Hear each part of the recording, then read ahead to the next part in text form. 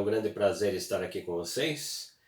Então hoje nós estamos dando continuidade às nossas aulas e hoje nós estaremos falando então sobre a história do direito, né? Eu passei um texto para vocês relacionado a essa condição sobre a influência do direito português, né? Então nesse texto apresenta-se algumas coisas importantes que são relacionadas ao direito ocorrido em Portugal. Obviamente esse direito que inicia-se na Idade Média, ele vai ter uma repercussão muito importante aqui no Brasil, né? Mesmo porque se nós pensarmos, por exemplo, toda essa relação do que se aconteceu na Europa, ele vai ser trazido até o Brasil, vai chegar até nós e obviamente isso vai se condicionar diante de todo esse território. Então as influências vão acontecer. Sem dúvida nenhuma, nós temos então essas características que vão aparecer diante dessa realidade que nós temos aí sobre o direito português, ok? Bom, então estaremos iniciando nossos estudos aqui, né? Eu tenho alguns slides que eu estarei passando para vocês, que são relacionados ao texto, né? Então vocês vão observar que algumas das discussões que nós estamos trazendo, principalmente com relação ao próprio texto, eles são tirados desse texto, né? Que é o que eu deixei disponível para vocês lá no ambiente. Então vamos ao nosso primeiro slide. É essencial para a história do direito brasileiro o estudo de algumas leis portuguesas, pois muitas delas foram aplicadas na época do Brasil Colônia e do Brasil Império e também do Brasil República. Dom Diniz de Portugal, 1279 e 1325, conhecido como Rei Poeta ou Rei Trovador, foi um incentivador do estudo do direito. Durante seu reinado, destacamos dois importantes fatos relacionados ao mundo jurídico: a fundação da Universidade de Coimbra, em 1290, e a tradução das leis das 7 partidas. Nesse sentido, a gente pode observar aqui que a Universidade de Coimbra, que é uma referência muito importante para o direito, uma universidade também que abraçou um curso de direito, né, o bacharelado em direito. Então ali você tem a relação, por exemplo, dos primeiros estudiosos da área do direito que vão se constituir em função da própria característica portuguesa. Então, Portugal ela vai produzir também e vai construir toda uma tradição jurídica a partir da sua própria estrutura, que é de uma universidade. Então essa universidade ela vai ter uma referência importantíssima, né, para a formação desses futuros operadores do direito e desses futuros juristas que vão ser trazidos pela própria universidade, né, na formação. Vamos ao nosso próximo slide. A Universidade de Coimbra é a primeira universidade portuguesa e uma das mais antigas do mundo. No dia 1º de março de 1290, Dom Diniz de Borgonha assinou a Lei o documento em latim denominado Stantietatis Mirabilis, criado a universidade revogando ao Papa Nicolas IV a sua confirmação. Então quando se traz esse rogando ao Papa, né, no caso, você traria essa concepção da afirmação, né? Então tem mais um trechinho que ele fala o seguinte ali ainda no slide. Ressalta-se que em seu currículo estava previsto o estudo tanto do direito romano quanto do direito canônico. Nesse sentido, essas duas influências elas vão ser vistas, né, na sociedade, presentes na sociedade.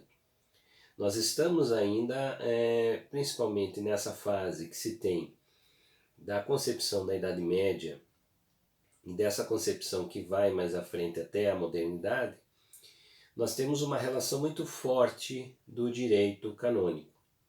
Então ele vai aparecer presente nessas sociedades europeias, ele vai estar presente, ele vai ter seu espaço ali, ele não vai deixar de existir e ao mesmo tempo vai contribuir com toda uma experiência construída para o direito que vai ser praticado por esses reis aí, tá? Então nesse sentido, nós podemos perceber que essa ideia, por exemplo, de apresentar o documento rogando ao Papa, você vai, em outras palavras, dar a confirmação, né, para o próprio Papa que muito do conhecimento produzido na igreja vai ser também absorvido por essa instituição, no caso aí a Universidade de Coimbra. Vamos ao nosso próximo slide. Dom Diniz, além da fundação da Universidade de Coimbra, deixou uma marca no direito português. Vejamos. No que diz respeito ao direito processual, Dom Diniz determinou a separação da jurisdição militar da jurisdição civil. Teve início no século XIII em Portugal. Na administração da justiça portuguesa, Dom Diniz estabeleceu novas normas com a lei das pontarias, objetivando evitar manobras de retardamento dos processos. Então, tudo isso que vai se modificando dentro desse cenário são avanços que vão ocorrer em grande parte dos reis portugueses que vão ter o seu período de reinado e, obviamente, muitas das características jurídicas serão modificadas, serão alteradas, serão acrescentadas por esses reis. Então aí a gente percebe, por exemplo, que muito dessa condição do direito ela vai evoluindo. Então ela vai aperfeiçoando, ela vai observando as necessidades em determinados espaços, em determinados ambientes, em determinadas estruturas, e ao mesmo tempo vai tentando se corrigir essas estruturas, né, melhorando essa condição administrativa na prática do direito. Vamos adiante. Leis das Sete Partidas. Era uma enciclopédia jurídica escrita por juristas castelhanos sob a direção de Afonso X, rei de Leão e Castela, duas regiões, né? Entre os anos de 1256 e 1265. Inspirado no direito romano, no direito canônico e nos costumes, a Lei das Sete Partidas, Siete Partidas, é considerada um monumento jurídico espanhol. O rei Dom Diniz determinou que o texto da Lei das Sete Partidas, elaborado por seu avô, Afonso X, fosse trazido para o português, com compilação obrigatória em toda Portugal. E essa compilação e essa aplicação, né, ela vai ser relacionada a essas influências que ocorrem. Então, mesmo sendo na Espanha, mesmo sendo essa região, por exemplo, que nós temos de Leão e Castela, né, que ainda você tem os reinos são muito fortes nessa fase, você observa que essas referências, principalmente do direito romano, que ele vai ser muito forte na Europa, ele não vai deixar de existir, e ao mesmo tempo essa relação do direito canônico, né, que se constitui na Idade Média, obviamente ele vai ser ainda ter o seu espaço muito forte diante de toda essa relação, de todo esse espaço que se constrói aí, né, nessa visão de um novo direito que é conduzido pelos reis. Tá? Vamos adiante então. Lei das Sete Partidas é dividida da seguinte forma. Então nós temos ali, livro 1, Fontes do Direito Canônico, livro em que se está prevista a classificação das leis em seculares e canônicas. Livro 2, Composição Política e Militar do Reino, contém a disposição de direito público e direito político. Livro 3, Procedimentos Judiciais, engloba determinações sobre o processo, julgamento e procedimentos judiciais, bem como sobre o autor, réu, juiz e advogado. Então aí você tem as primeiras divisões que vão ocorrer. Vamos adiante. Livro 4, Direito da Família, versa sobre o matrimônio, parentesco, esponsais, filiação, dentre outros institutos jurídicos relacionados à família. Livro 5, Contratos, refere-se aos contratos de direito privado, notadamente aos contratos de mútuo, comodato, depósito, doação, entre outros. Livro sexto, Sucessão. Traz a disposição sobre testamentos, tutoriais, curatelas e órfãos, né? Então está dentro dessa linha de raciocínio. Livro sétimo, Delitos e Penas. Trata dos crimes, tais como traição contra o rei, homicídios, adultérios. É elencado ainda em espécies de penas, como a pena de morte e o de desterro perpétuo com o confisco dos bens, né? Então aí você tem a condição, por exemplo, desses 7 livros, né, que retratam todo esse universo do direito, né, do direito português. Então ele vai estar, em outras palavras, sendo distribuído, então de uma forma organizada, né, para que se tenha melhor aplicabilidade do direito. Então ele já está distribuído diante de uma realidade que é a realidade vivida na sociedade daquela época, né? Vamos adiante então no nosso próximo slide. Ordenações do reino. Em Portugal, as ordenações do reino representam uma espécie de código oficial do império, com preceitos jurídicos de toda a ordem que elevam os nomes dos reis portugueses, aos quais podemos citar. Então são eles aqui, né? Então esses 3 reis são os mais importantes aqui que nós vamos ter, que vai ter essa referência, ou seja, essa influência muito forte quando a gente vai pensar aqui a condição jurídica no Brasil, ou seja, como isso chega até o Brasil, né? Vamos eles lá então. As ordenações afonsinas, então, vigorou entre 1446 a 1514. As ordenações manuelinas, que vigorou de 1521, com a versão definitiva até 1595. As ordenações filipinas, que vigorou de 1603 a 1916. Então essas 3 referências aí, elas são as mais importantes aqui quando a gente vai pensar no direito brasileiro. Então o direito brasileiro, desde nós pensarmos, por exemplo, no Brasil, que foi um Brasil de exploração, né? Então foi uma terra de exploração, consequentemente nós tivemos a necessidade de colonizar esse espaço, justamente por essa condição de você não ter uma representatividade estrutural aqui que pudesse defender esse território. Então teve-se essa necessidade de você colonizar. Então durante todas essas fases que o Brasil teve no seu processo histórico, né, você vai observar que essas fases vão ser também contempladas, né, com essas fases que ocorrem no próprio direito em Portugal. Então a momento que você tem uma mudança de um rei, né, temos casos de reis aí que não tiveram herdeiros, portanto teve que se buscar pessoas próximas da família para poder assumir o reino. E aí, obviamente, você tem as mudanças que vão ocorrer em toda essa estrutura, né? Isso é uma característica natural quando nós percebemos assim no processo histórico dos governantes, né? Principalmente nessa realidade que nós estamos discutindo aqui, que é os governantes que foram os reis de Portugal. Vamos adiante no nosso próximo slide, então. As ordenações afonsinas, também conhecidas como Código Afonsino, esse documento legal foi primeiro de origem portuguesa, concluído em 1446. Recebeu esse nome por causa do rei Dom Afonso V de Portugal, da dinastia de Avis.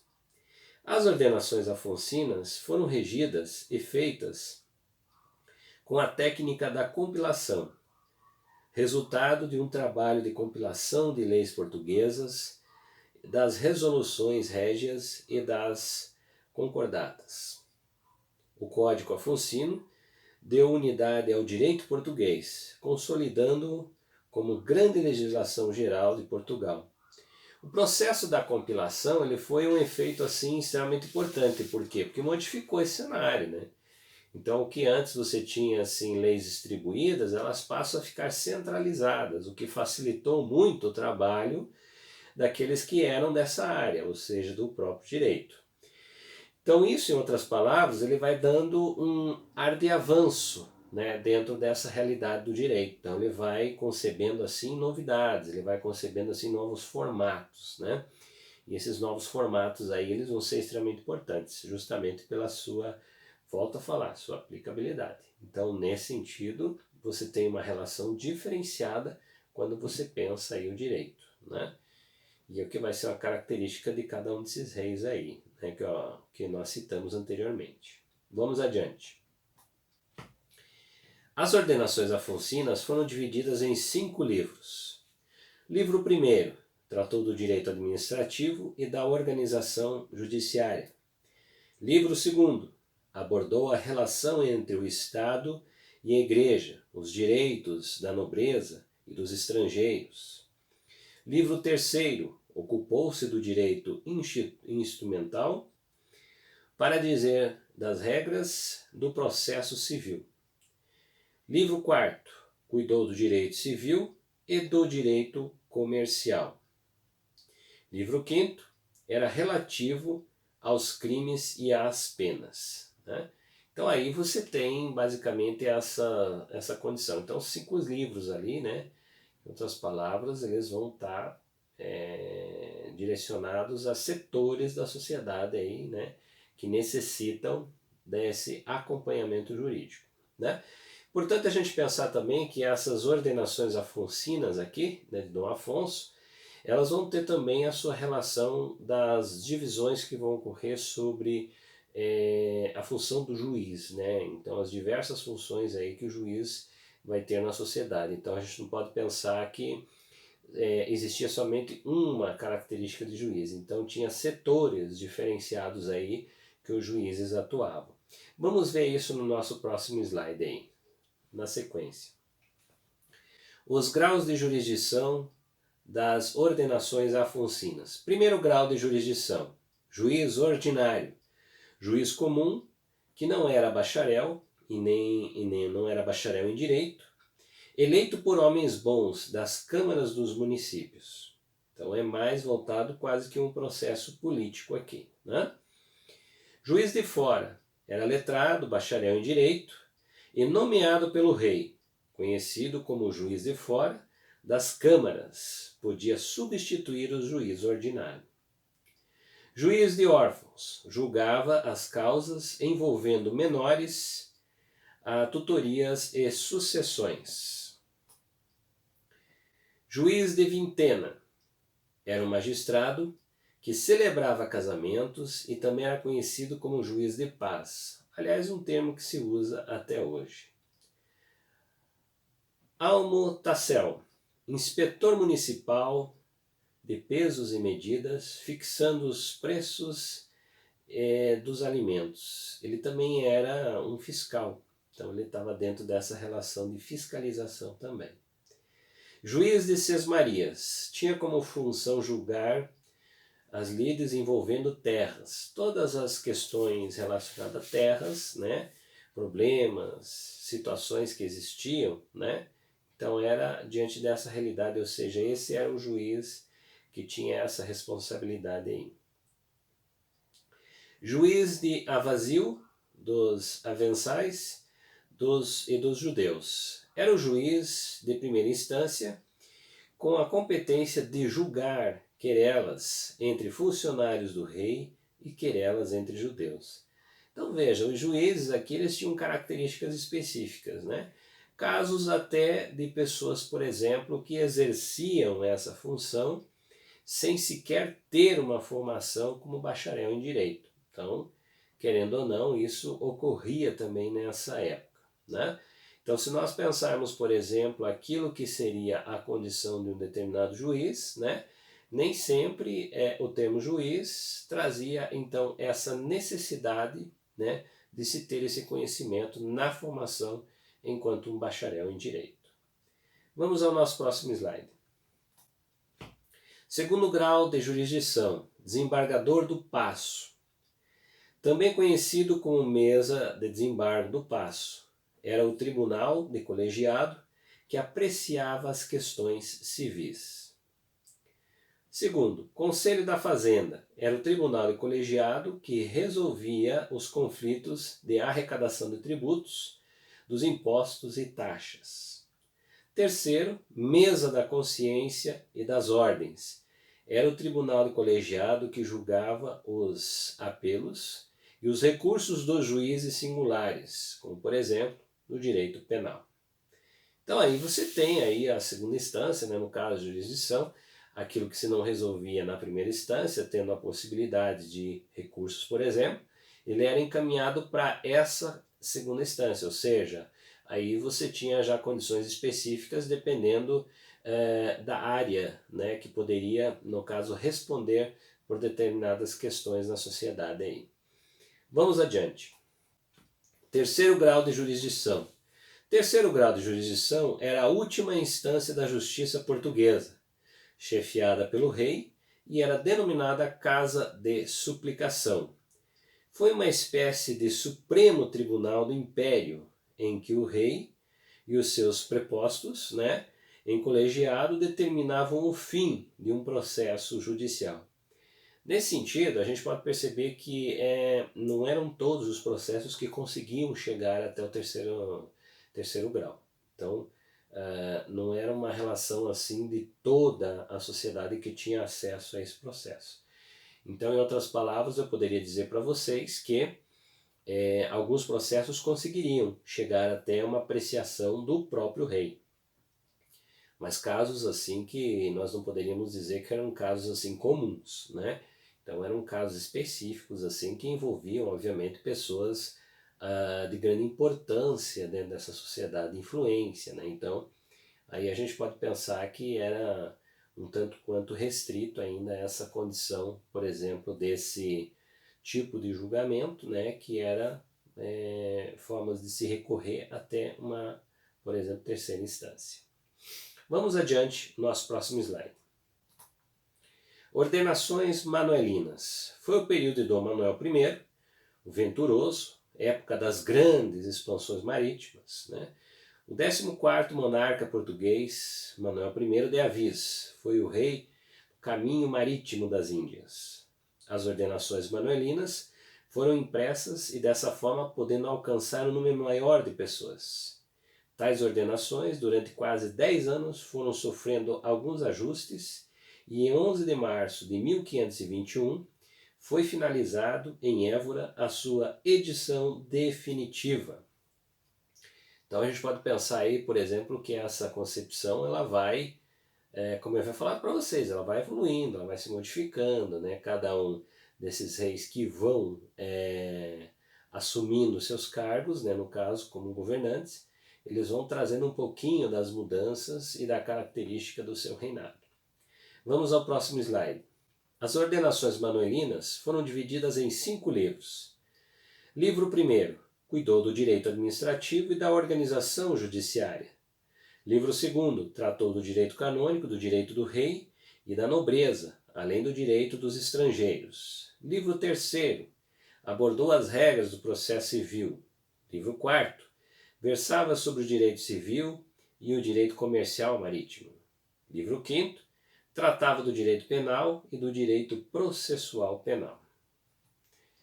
Então aí a gente vê essa ordenação, né? Nós havíamos já citado anteriormente, mas aqui a gente vai reforçar, que é um condicionante, em outras palavras, que ele vai ordenar, ou seja, vai organizar, vai sistematizar um processo de um pensamento, de uma linha, de um raciocínio jurídico, que é a prática que se tem nesse momento aí. Vamos adiante. Ordenações filipinas. Filipe foi aclamado rei da Espanha em 1556 como Dom Filipe II e, posteriormente, cumulou o trono português como Filipe I de Portugal em 1580. No campo jurídico, o rei Filipe reformulou o Código Manuelino, dando origem às ordenações filipinas ou Códigos Filipinos, que foi criado em 1595. Ele teve um papel muito importante nessa fase, que foi efetivamente as mudanças. Então, querendo ou não, como eu havia falado para vocês, na ausência de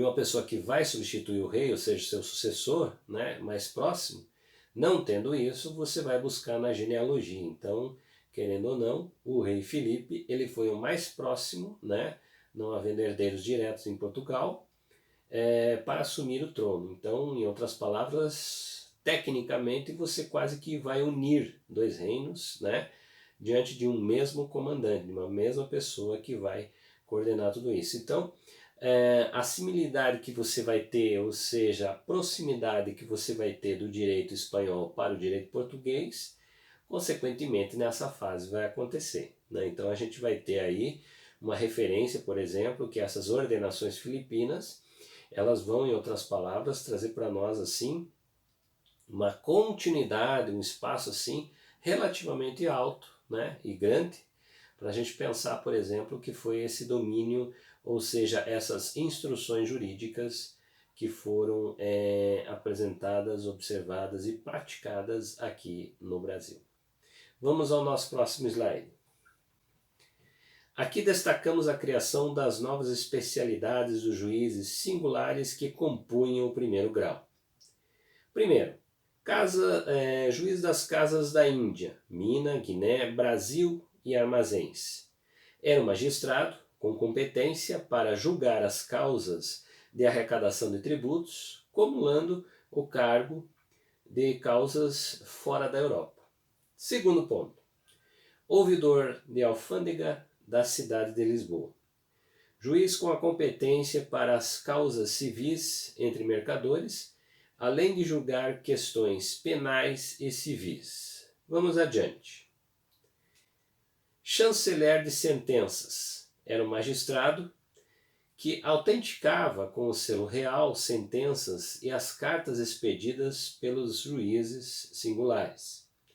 Corregedor de comarca. Era um magistrado que fiscalizava os membros da justiça e o bom andamento do expediente forense. Ouvidor da comarca era o juiz nomeado por carta régia com um mandato de 3 anos com funções similares ao de corregedor. Inquiridor, juiz de competência para inquirir testemunhas. Então aí nós temos essa condição, ou seja, as mudanças que vão ocorrer diante desse cenário. Bom, queria dizer para vocês então que esses são os pontos principais que nós temos nesse texto. Então a leitura ao qual vocês vão realizar, né, ela vai estar direcionada a essa linha de raciocínio, essa forma aqui de nós, em outras palavras, discutirmos, né, os aspectos principais aí que o autor nos traz.